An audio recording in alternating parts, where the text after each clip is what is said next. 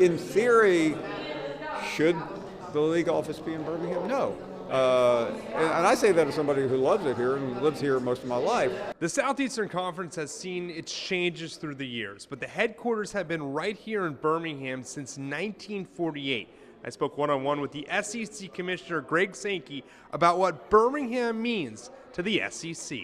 Birmingham's almost exactly still at the geographic center of the conference. In a conference that has expanded through the years, Birmingham has been the headquarters. Well, I mean, the two sides have been very good to each other. Now, it doesn't mean that there haven't been moments. There was a commissioner in the late 80s that wanted to put this in Atlanta. Makes sense from a travel standpoint.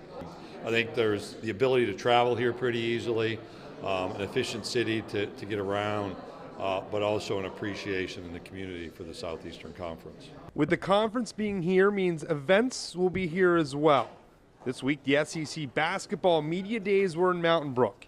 In August, the SEC announced they will continue to hold their SEC baseball tournament in Hoover until at least 2028. You have a facility that's continued to be the recipient of investment. I think that investment's paid off because it's not just our baseball tournament, which does draw a great deal of attention, but a lot of what's happened has brought other events into the community, using the Finley Center, using the baseball fields that have been built.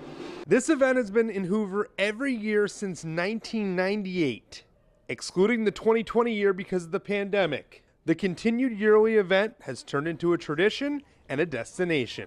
Well, what always has happened is you get a commissioner in here, Roy Kramer, and then Mike Slive, and then Greg Sankey, and they find themselves liking it, living here. The passion of one of the most powerful figures in college sports has for Central Alabama started earlier than his time as the commissioner of the Southeastern Conference. My first visit here was late 90s.